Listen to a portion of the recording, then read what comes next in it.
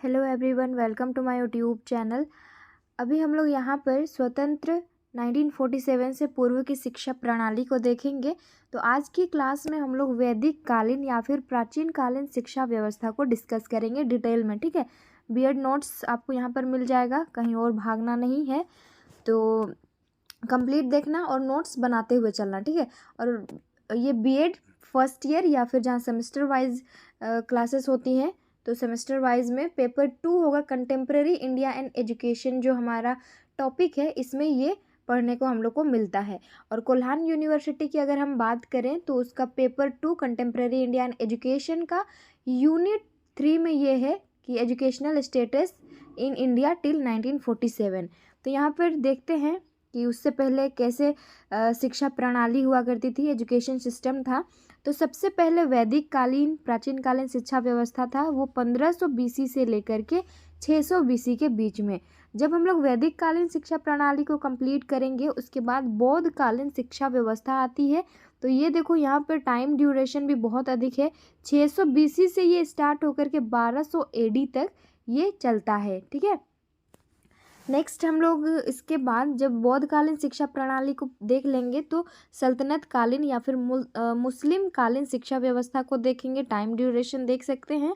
और लास्ट में ब्रिटिश कालीन शिक्षा व्यवस्था।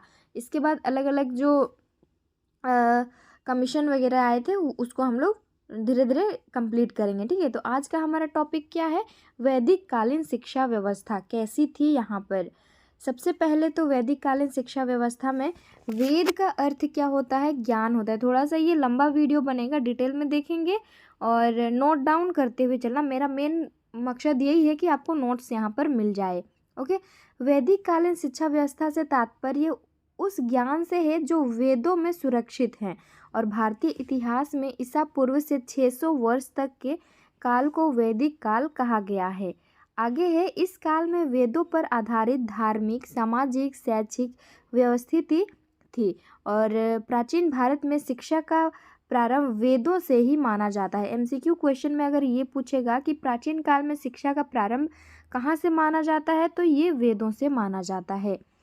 अब यहाँ से शुरू होता है, पॉइंट नोट डाउन करना ये बहुत इंपॉर्टेंट है।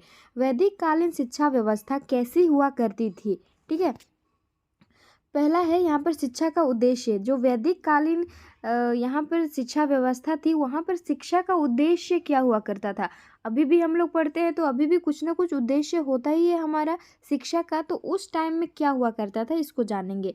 सबसे पहले तो नैतिक चरित्र का निर्माण करना, बड़ों से कैसे व्यवहार करना, संस्कार यहाँ पर सिखाए जाते हैं। फर्स्ट पॉइंट याद रखना, नैतिक चरित्र का निर्माण करना। जब नैतिक चरित्र का निर्माण हो जाएगा तो पवित्रता और धार्मिकता का विकास करना। सेकंड है, ये इंपॉर्टेंट है, नेग्लेक्ट नहीं कर सकते हैं। 6 पॉइंट है, एज इट इज आप उतार लो। थर्ड है कि व्यक्तित्व का विकास करना, पर्सनालिटी का डेवलपमेंट करना। नेक्स्ट है सामाजिक कुशलता की उन्नति करना, संस्कृति का संरक्षण और प्रचार प्रसार करना। जब संस्कृति कल्चर का अगर हम प्रिजर्वेशन करेंगे तभी ना हम उसको हस्तांतरित कर सकते हैं एक पीढ़ी से दूसरी पीढ़ी में। तो संरक्षण करना और प्रचार प्रसार भी करना है, किसकी, तो संस्कृति की। लास्ट है, इम्पॉर्टेंट है, जीविकोपार्जन के लिए तैयार करना। वैदिक कालीन ये जो शिक्षा व्यवस्था थी, प्रणाली थी, इसमें मेन मकसद यही था कि बच्चों का सर्वांगीण विकास करना।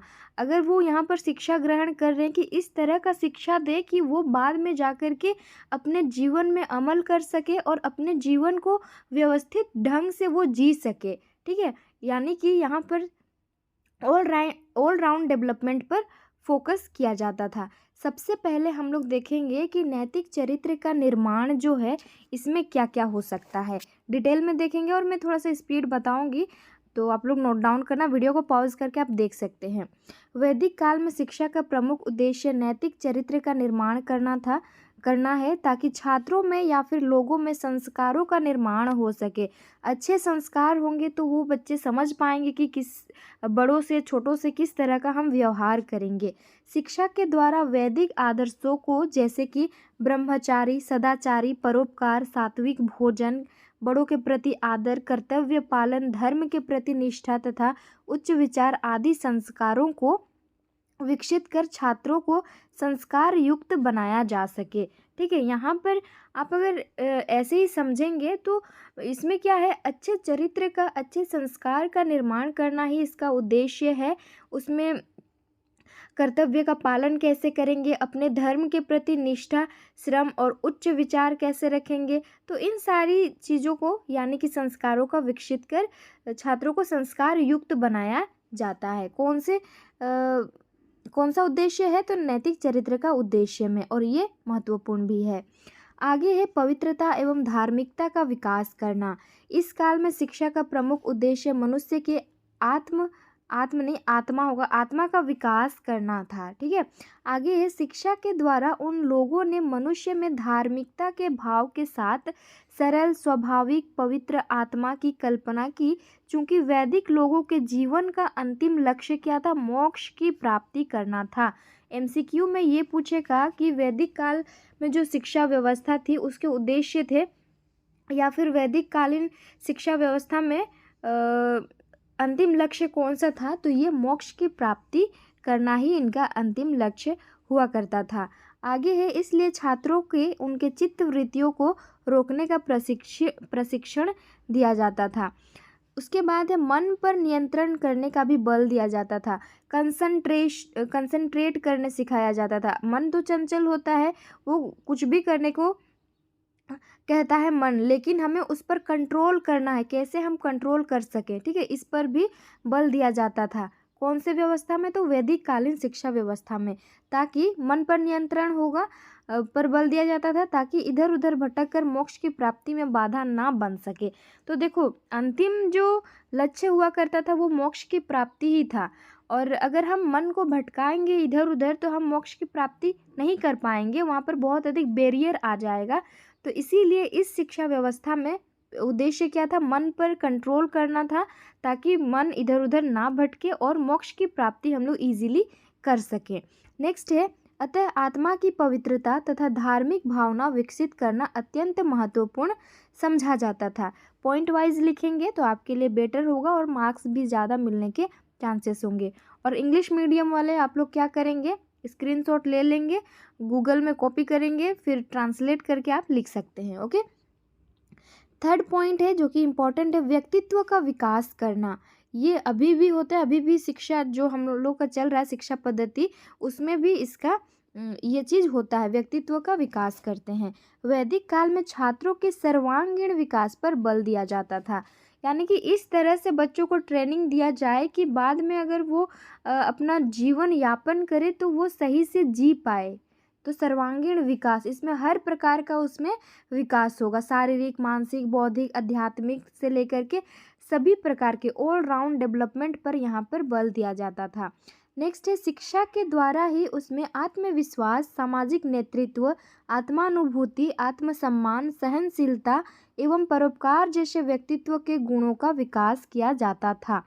याद रखना कैसे, सामाजिक नेतृत्व, आत्मानुभूति, आत्मसम्मान, सहनशीलता, परोपकार जैसे व्यक्तित्व के गुण का यहाँ पर विकास करते थे, और साथ ही छात्रों को स्वतंत्रता प्रदान कर उत्तरदायित्व एवं निर्णय लेने की क्षमता का निर्माण किया जाता था। इसमें क्या होता था कि उनको स्वतंत्रता, फ्रीडम दिया जाता था और रिस्पॉन्सिबिलिटीज़ भी दी जाती थी, और कोई भी डिसीजन लेने की भी उनमें कैपेसिटी का क्या करते हैं, उसमें बिल्डअप किया जाता था वहाँ पर। ठीक है। और अर्थात छात्रों में सर्वांगीण विकास कर उसके व्यक्तित्व को निखारना शिक्षा का तीसरा उद्देश्य था। तो उद्देश्य 6 हैं, 6 या फिर 5 तो देख ही लेंगे उसको। तो यही उसका मेन मकसद था। ठीक है। वो किस तरह से निर्णय ले पाएगा, कुछ ऐसे ऐसे दायित्व उसमें दिए जाते थे इस शिक्षा व्यवस्था में, ताकि आगे चल करके वो समझ पाए, उस चीज़ को अमल कर पाए। तो यही सब सिखाया जाता था। नेक्स्ट है, सामाजिक कुशलता की उन्नति करना। इम्पॉर्टेंट है। तो वैदिक काल में जीवन को 2 रूपों में जाना जाता था, परा और अपरा। वैदिक काल में जीवन को कितने रूपों में जाना जाता था, तो 2 रूपों में। कौन कौन, पहला परा है, दूसरा अपरा है। परा का मतलब क्या होता है, परा जीवन के लिए ब्रह्म ज्ञान की आवश्यकता थी, और अपरा जो है जीवन के लिए सांसारिक ज्ञान की आवश्यकता थी। परा किसके लिए, ब्रह्म ज्ञान के लिए, अपरा किसके लिए, जीवन के सांसारिक ज्ञान की आवश्यकता के लिए। जिसके अंतर्गत सामाजिक व्यवस्था के संगठन, नियोजन तथा संचालन का ज्ञान था। इसलिए इस काल में छात्रों में सामाजिक विकास होना शिक्षा का एक महत्वपूर्ण उद्देश्य था। आगे है, ताकि शिक्षा के बाद वो गृहस्थ जीवन में उत्तरदायित्व को जान सके। ठीक है, गृहस्थ जीवन भी इसमें जीने का अधिकार था, तो वो उस टाइम में रिस्पॉन्सिबिलिटीज़ को जान सके, इसलिए इस पर बल दिया जाता था। कर्तव्यों का पालन कर सके, माता पिता का सेवा कर सके, अतिथि सत्कार कर सके, दुखियों को सहायता कर सके तथा समाज एवं राष्ट्र निर्माण में भागीदारी कर सके। ये कौन सा उद्देश्य था? तो सामाजिक कुशलता की उन्नति। ये सारी चीज़ें गुरुकुल में ही, और वैदिक काल में शिक्षा पद्धति जो थी ना, ये गुरुकुल सिस्टम वहाँ पर चलता था, तो वहीं पर सिखाया जाता था, ताकि किसी भी व्यक्ति को किसी भी प्रकार का कोई कष्ट ना हो। इसीलिए तो यहाँ पर बोला गया है ना, अतिथि सत्कार कर सके वो व्यक्ति, इस तरह से उसको ट्रेनिंग दिया जाता है। वहाँ पर माता पिता का सेवा कर सके। आजकल बहुत कम लोग ही ऐसा करते हैं। वृद्धाश्रम बन गया तो बहुत अमीर लोग क्या करते हैं, वहीं भेज देते हैं अपने बूढ़े माँ बाप को, लेकिन ऐसा नहीं करना है। ये चीज़ उस टाइम से चल रहा था। बताइए कब? वैदिक काल में ही ये सारी शिक्षा दी जाती थी, लेकिन फिर भी अभी पता नहीं क्या ही चल रहा है। दुखियों का सहायता कर सके, ऐसी भी शिक्षा वहाँ पर दी जाती थी। यानी कि ऑल राउंड डेवलपमेंट यहाँ पर चहुमुखी विकास पर फोकस किया जाता था। आगे है, संस्कृति का संरक्षण एवं प्रचार प्रसार। देखो, संस्कृति का हम संरक्षण करेंगे तभी तो वो अगली पीढ़ी में जा सकेगा, उसको बचा के रखेंगे तो, और उसका प्रचार करेंगे तो आगे जितने भी आने वाली हमारी जो पीढ़ियां हैं उनको पता लग सके कि पहले क्या क्या और कैसे होता था। ठीक है, तो इसको आप लोग लिख लेंगे यहाँ से देख के। वैदिक काल में शिक्षा का एक महत्वपूर्ण उद्देश्य था संस्कृति का संरक्षण करना, संवर्धन करना तथा हस्तांतरण करना, ट्रांसफर करना। और आगे है, वैदिक काल में भी शिक्षा द्वारा यह महत्वपूर्ण उद्देश्य था कि छात्रों को संस्कृति का ज्ञान देकर संस्कृति के गौरव को विस्तृत करना तथा अपने अगले पीढ़ी तक संस्कृति को हस्तांतरित करके जिम्मेदारी शिक्षा द्वारा ही दी जाती है। तो ये किसके थ्रू कंप्लीट होगा, किसके थ्रू ये पूरा होगा? तो ये शिक्षा के द्वारा ही होगा। संस्कृति का संवर्धन करना, संरक्षण करना और हस्तांतरण करना। ओके, नेक्स्ट है, जीविकोपार्जन के लिए तैयार करना। ये लास्ट उद्देश्य है और बहुत ही अत्यंत ये महत्वपूर्ण है। जीविकोपार्जन, जीवन यापन के लिए तैयार करना, ये भी गुरुकुल में ही होता था। जीविका के लिए तैयारी भी हमेशा शिक्षा के महत्वपूर्ण उद्देश्य रहा है। इम्पोर्टेंट ये क्या रहा है? ऑब्जेक्टिव रहा है। इसीलिए वैदिक काल में भी छात्रों को वो बाहरी ज्ञान देकर जीवन उपयोगी कार्य जैसे कि पशुपालन, कृषि, दुग्ध उत्पादन, चिकित्सा, व्यवसाय, युद्ध कला आदि प्रशिक्षण देकर छात्रों की भावी जीवन के लिए तैयार किया जाता था। और आगे क्या है, जिससे छात्रों में सामाजिक कुशलता में वृद्धि होती थी और गृहस्थ आश्रम के दौरान वे अपने परिवारजनों के भरण पोषण के समक्ष होते थे। तो यहाँ पर पढ़ाई तो होती ही थी, पढ़ाई के अलावा यहाँ पर और भी अन्य चीज़ें सिखाई जाती थी, जैसे कि पशुपालन करें। ज़रूरी नहीं है कि अभी भी ये जीविकोपार्जन के लिए ज़रूरी नहीं है कि आप नौकरी ही लो, आप बिजनेस कर सकते हैं। आप जिस फील्ड में इंटरेस्टेड हैं वो चीज़ें आप कर सकते हैं अपने जीवन यापन के लिए। कृषि की भी शिक्षा दी जाती थी वहाँ पर, दुग्ध उत्पादन कैसे किया जाता था, चिकित्सा, इन सारी चीज़ों की शिक्षा दी जाती थी, ताकि आगे चल कर के वहाँ का जो शिक्षार्थी है उसको किसी भी तरह का कोई दिक्कत ना आए आगे अपनी ज़िंदगी में। ठीक है, भरण पोषण परिवार का किस तरह से करे, ये भी उसमें होता था। ठीक है, तो ये ऑब्जेक्टिव कंप्लीट हो गया। ये तो हमने देखा कि वैदिक काल में शिक्षा का क्या उद्देश्य था। अब उसमें नामांकन प्रक्रिया जो है वो कैसी होती है, जल्दी से कंप्लीट करेंगे। 20 to 25 मिनट्स का ही टाइम लेंगे। ओके, डिटेल में कर रहे हैं इसलिए थोड़ा टाइम लग रहा है, और आपको अच्छा नोट्स मिलेगा तो आप नोट्स तैयार करो और पढ़ते रहना। तो एडमिशन प्रोसेस कैसा होता है वैदिक कालीन शिक्षा में? सबसे पहले बच्चा का जब एडमिशन हम करते हैं तो उसको उपनयन संस्कार, 16 संस्कार में एक संस्कार भी है जिसे उपनयन संस्कार कहते हैं। पहला यहाँ पर पॉइंट है, पॉइंट वाइज ही लिखना आप लोग। वैदिक काल में बालक के विद्याओं का आरंभ जो है ना, एक संस्कार से माना जाता है जिसे उपनयन संस्कार से जाना जाता है। तो विद्याओं का प्रारंभ एक संस्कार के द्वारा होता है। वो संस्कार कौन सा है? तो ये उपनयन संस्कार है। उपनयन का अर्थ होता है गुरु के पास ले जाना होता था, अर्थात बालक को अध्यापक के पास ले जाया जाता था। संस्कार को ही छात्रों का आध्यात्मिक माना जाता था तथा इसी संस्कार को ब्रह्मचर्य आश्रम का प्रारंभ माना जाता था। और उपनयन संस्कार में ना ब्राह्मण, क्षत्रिय, वैश्य का ही होता था, शूद्र का नहीं होता था। याद रखना, उपनयन संस्कार इस टाइम में ब्राह्मण, क्षत्रिय और वैश्य का होता था। आगे है, यह संस्कार ब्राह्मण बालक 8 वर्ष का हो जाता था तो इसको मिलता था, और ये उपनयन संस्कार इसका वसंत ऋतु में होता था। और क्षत्रिय जो है, क्षत्रिय बालक अगर कोई है तो इसका 11 साल में होता था। कौन से ऋतु में? तो ग्रीष्म ऋतु में।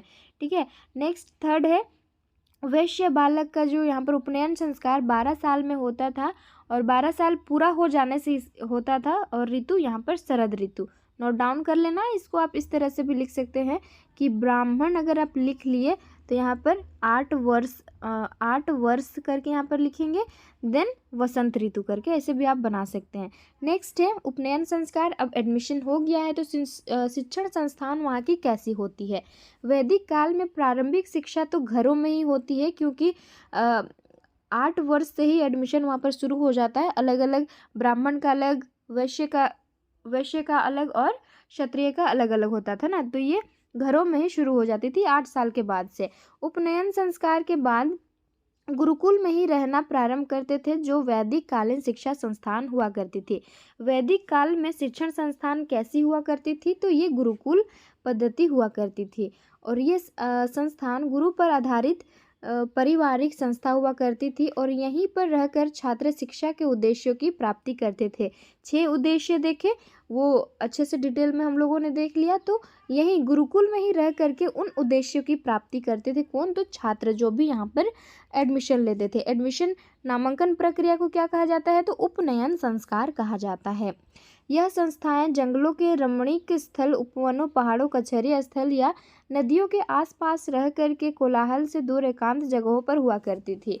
ठीक है। तो ये एकांत शांत जगह पर हुआ करती थी, कहीं कोई हलचल ना हो, ताकि बच्चे फुल कंसंट्रेशन के साथ वो सारी चीज़ें सीख सके। इसमें रहने वाले छात्र को ब्रह्मचारी अतः वासी या फिर कुलवासी कहा जाता है। तो वैदिक काल में स्टूडेंट को यानी कि विद्यार्थी को क्या कहा जाता था? तो ब्रह्मचारी, वासी या फिर कुलवासी कहा जाता था। अब वैदिक काल की शिक्षा प्रणाली में वेशभूषा कैसी थी? तो इसको आप लोग स्क्रीनशॉट ले लेना। इधर में वस्त्र दिए हुए हैं, इधर में ब्राह्मण, क्षत्रिय और वैश्य। ऊपरी वस्त्र जो है वैसे ही ऊपरी वस्त्र ब्राह्मण में, क्षत्रिय में, वैश्य में किस तरह का होता था ये आप रीड कर लेंगे। ठीक है। अधो वस्त्र जो होता है ब्राह्मण में क्या होगा? इसमें ये सारी चीज़ें को, ये मेखला होगा यहाँ पर, इस तरह का मेखला। ठीक है, मेखला यहाँ पर लिख लेना। तो ये आप देख लीजिएगा। छात्रगण, स्टूडेंट्स, गुरुकुल में प्रवेश केवल सदाचार और योग्यता के आधार पर होता था। सभी बच्चे यहाँ पर एडमिशन नहीं ले सकते थे, और गुरुकुल की परंपराओं तथा नियमों के विपरीत आचरण करने पर छात्रों को गुरुकुल से निष्कासित कर दिया जाता था। अगर आप नियम का उल्लंघन करते हैं तो आपको निकाल दिया जाएगा, और यहाँ केवल ज्ञान प्राप्त करने की इच्छा रखने वाले निष्कपट तथा उत्साही छात्र ही रहते थे।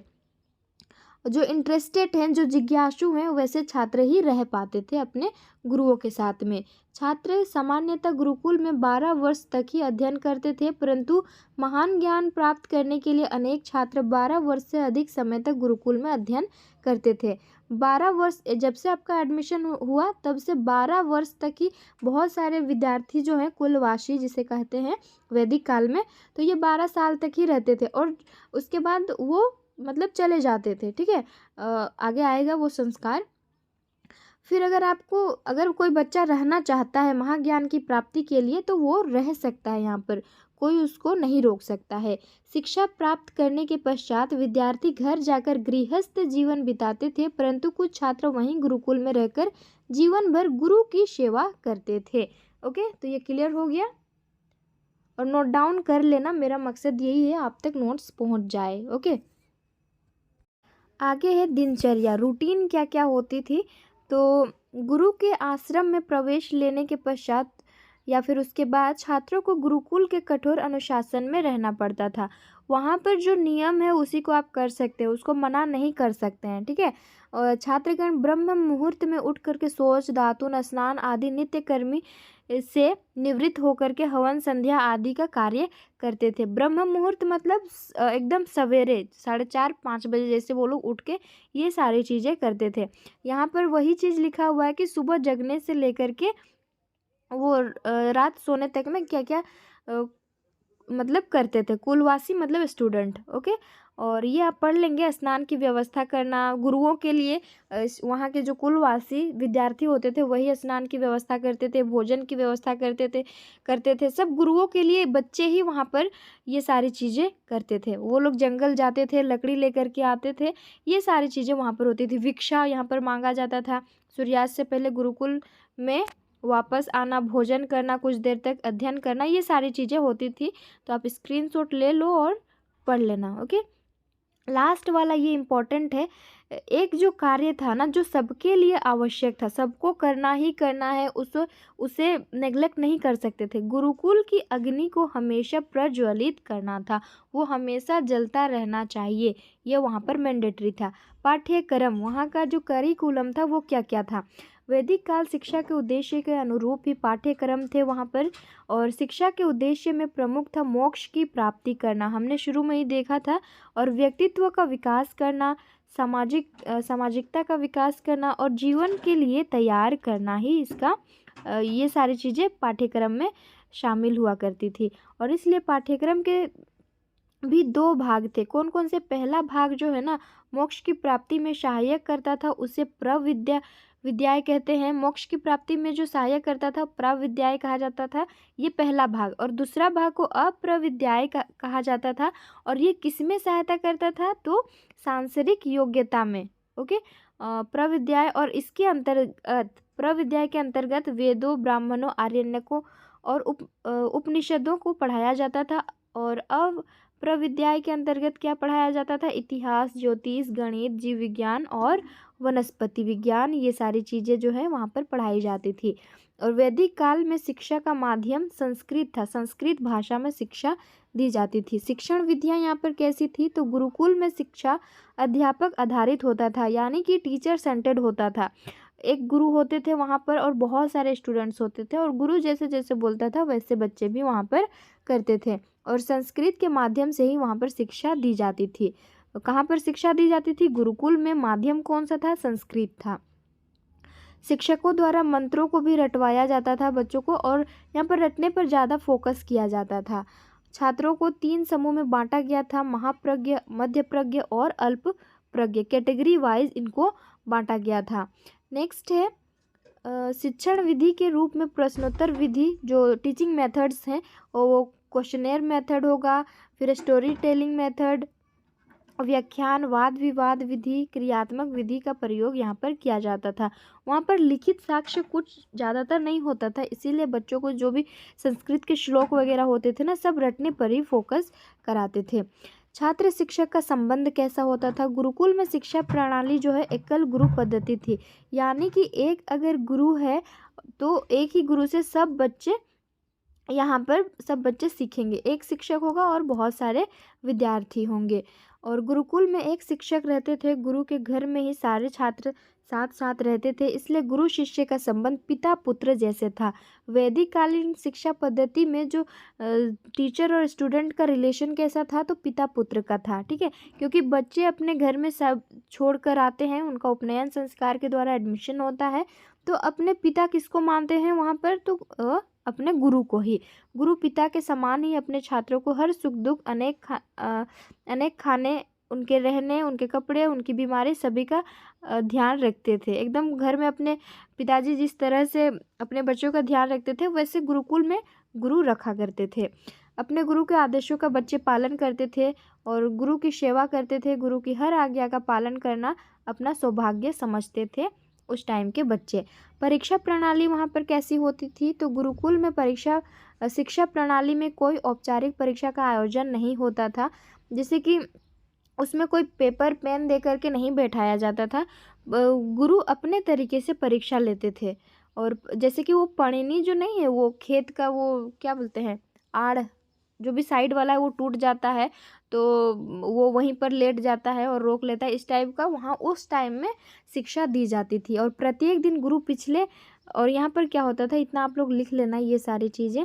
यहाँ पर क्या होता था कि जैसे कि मुझे आज कुछ टास्क मिला, स्टूडेंट्स को कोई टीचर टास्क दे दिया और कुछ भी मान लो पढ़ाया, तो अगले दिन उस जो भी टास्क मिला वो तो पूछेगा ही टीचर, जो वहाँ के गुरु होते हैं, और रिवीजन पहले करवा लेते हैं, उसके बाद अगला वो लोग स्टार्ट करते हैं। तो ये आप पढ़ लेना।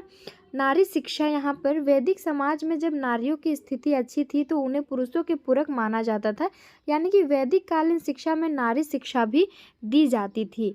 ठीक है, बहुत सारी ऐसे लड़कियां थी जो शिक्षा प्राप्त करती थी यहाँ पर, और लड़कियों को उनके गुरु जो है उनके घर आकर के शिक्षा देते थे। और इसलिए महिलाओं को भी वैदिक समाज में महत्व दिया जाता था, जिसका साक्ष्य ऋग्वेद में 9 जो मंडल है उसमें लिखने में महिलाओं का ही हाथ माना जाता था। ओके, आगे है दीक्षांत समारोह। तो ये सारी प्रक्रिया कंप्लीट होने के बाद दीक्षांत समारोह जो कॉन्वोकेशन होता है। अच्छा, इससे पहले और एक चीज़ यहाँ पर लास्ट में है, इसको ऐड करना, ठीक है, मैं वहाँ पर लिखने भूल गई थी।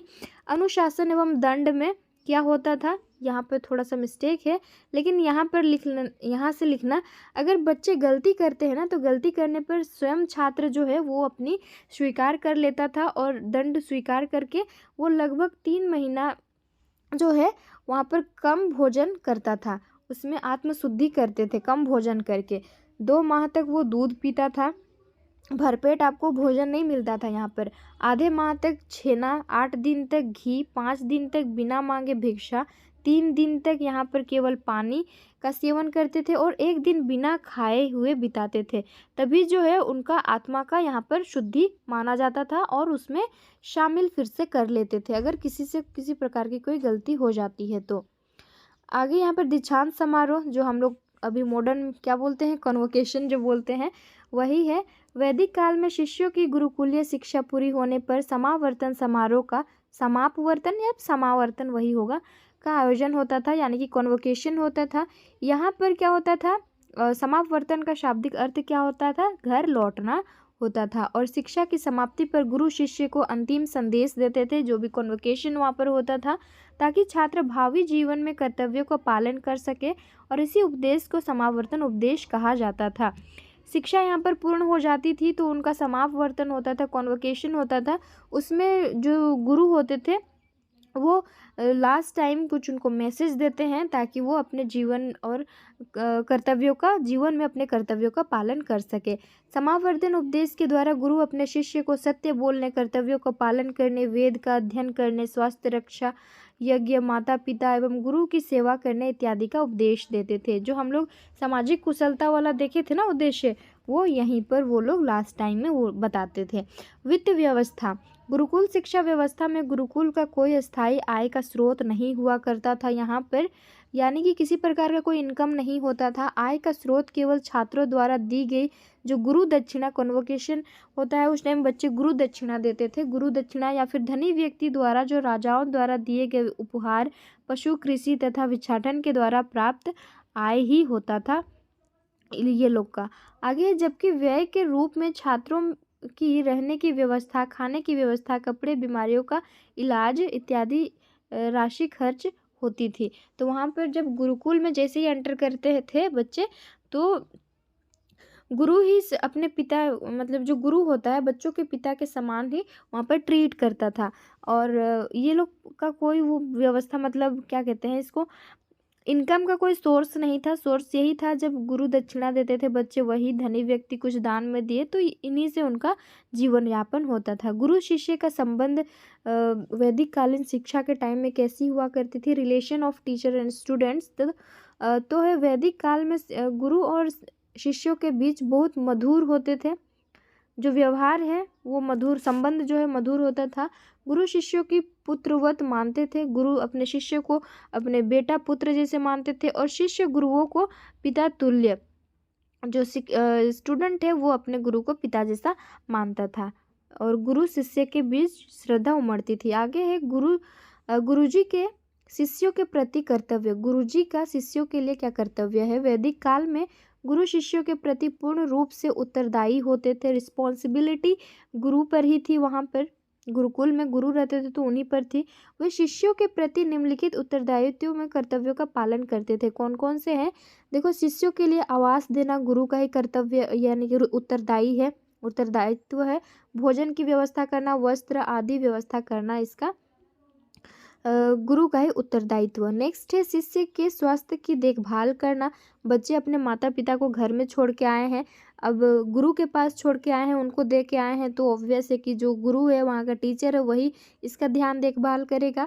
और शिष्यों के भाषा, धर्म, नीति शास्त्र का ज्ञान अनिवार्य रूप से उनको कराना होता है।